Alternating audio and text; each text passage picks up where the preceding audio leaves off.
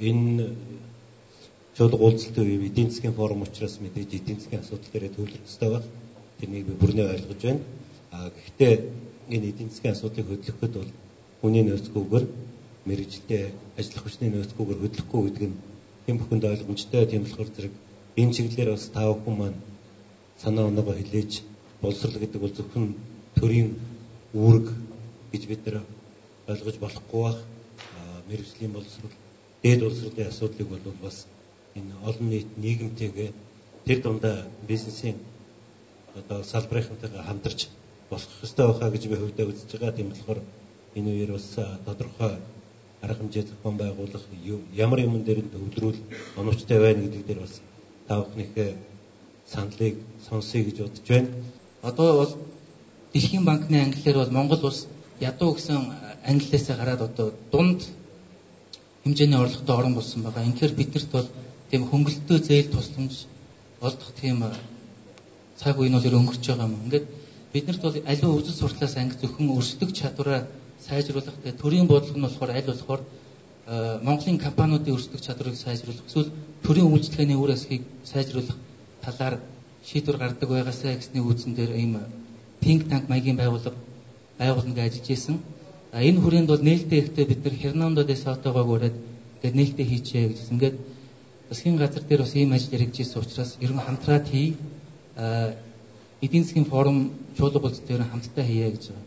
Тэгээ энэ форум чуулга уулзалтын өрсөлдөх чадварын хэсгийг бол цагаангүй хахалж явна. Уг нь цагаангүй өнөөдөр ирэх ёстой байсан боловч гадаад томилтоор явсан учраас ирж ямдсангүй. Ингээд бүгдээрээ хамтдаа ажиллаад энэ форумаа сайхан хийж цаашдынхаа ажилд одоо ингээд хэрэг болохоос тийм сайхан арга хэмжээ болоосоо гэж үзэж байгаа гэх. Нэгдүгээрт ерөн зүгээр цаашдаа бид нар жил болгон энийг уламжлал болгоод хийгээд явахдаа бас гадны сайхан туршлага байж байгаа.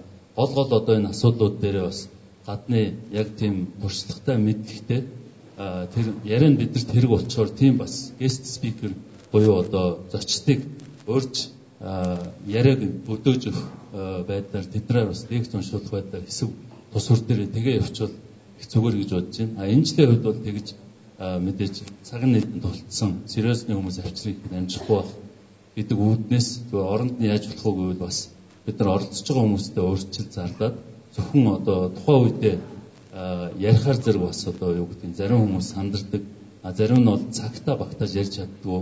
Тэгээ яг хэлсэн гол санаанууд нь гарч бүрэн одоо амжилтгүйгээр дуусчих ийм юмнууд нэлээд ажиллагддаг учраас нэгэнтээ ийм одоо форум гэсэн хэлбэрээр хийж байгаа юм чинь бас бяцхан хэмжээний презентац бэлдээд үнэхээр одоо юу гэдэг тодорхой саналтай хүмүүс бол тэрийг танилцуулах бас тийм боломжийг нь хангаж өгөөд зохион байгуулалтандаа бас тиймэрхүү элемент оруулах юм бол зүгээр юм болов уу гэж бодож байна.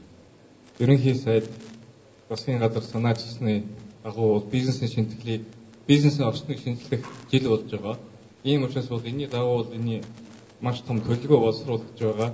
Энд сууж байгаа бүх одоо бизнесмен компаниудыг бол юу уриалмаар байна гэвэл ерөөсөө таны салбарт таны компани үйл ажиллагаа явуулах чинь саадуулж байгаа хуучирсан дүрм журам хэрэггүй одоо өрсөлдөх чадварыг бууруулж байгаа ийм одоо төрийн дарамт юм уу тийм юм байвал шууд энийг бол биднээс бол мэдгэж өгөөч.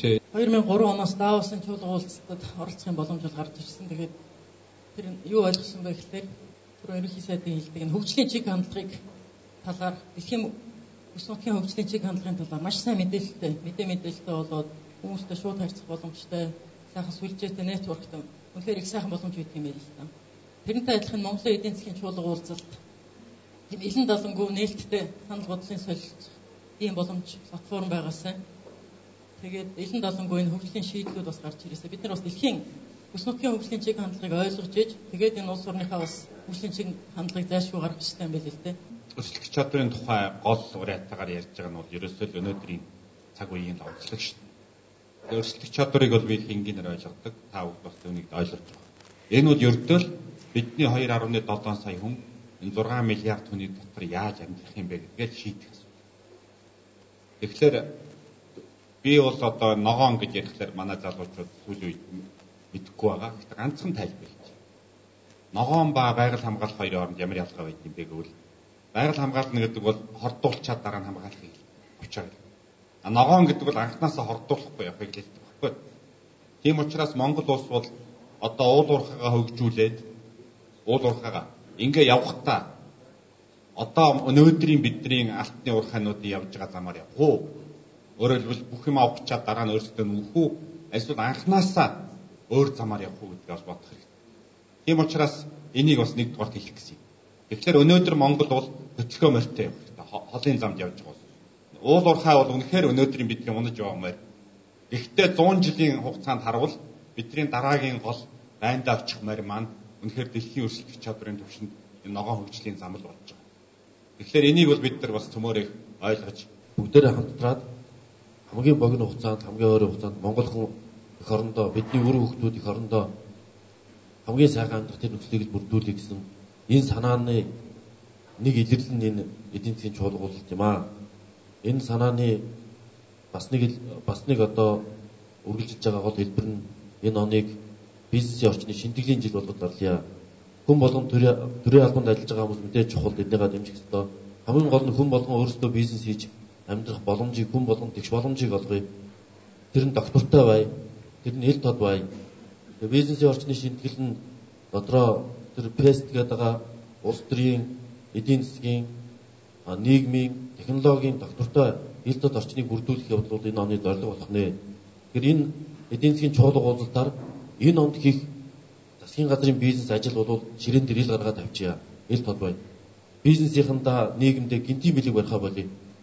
Энд яригадаад байгаа юмыг л зүгээр 500 хүн ярьж янз бүрийн зүгээр нэг адилхан ярьдаг юмудаа ярьчаад явчих юм бол үр дүн гарахгүй байхаа. Тийм учраас зүгээр энд бас хилцэх асуудлуудаа сая хэлсэн улсууд шиг урьдчилж бас ажиллахаар урьдчилсан шатанд бас одоо тэр 500 хүн маань олон тийм одоо бүлэг хүмүүсийг төлөөлөөд ирээд одоо ярилцах юм бол бас үр дүнтэй болно. Өөрөөр хэлбэл жишээлбэл урьдчилаад бас олон хилцүүлгүүд яваасаа тэр хилцэж байгаа сэдвүүдээр тэдний одоо тэр төлөөлж ирсэн 500 хүн тэр одоо урьдчилсан хилцүүлгийнхээ үр дүнгээр бас ингээд яриул бас нэг хүний толгой одоо санаа биш бүр цаана нөгөө 500 хүний санаач биш 500-аас цааш олон хүний санаа бас энд нэгтгэж одоо үр дүн гарах юм биш байгаа гэж бодогдож